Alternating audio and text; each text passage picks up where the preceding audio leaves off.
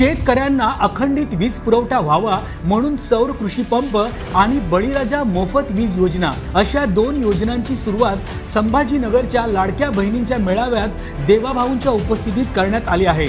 यावेळी मागेल त्याला सौर कृषी पंप योजनेअंतर्गत शेतकऱ्यांना 60,000 पंप देण्यात आले आहेत। त्या पंपांचा विमा उतरवण्यासोबतच पुढील 5 वर्ष पंपांच्या दुरुस्तीची जबाबदारी देखील सरकारने उचलली आहे।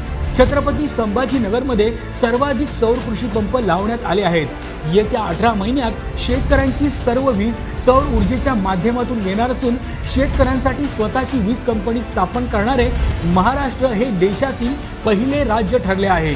देवाभाऊंच्या राज्यात वेगवान निर्णय आणि घडतोय समृद्ध महाराष्ट्र।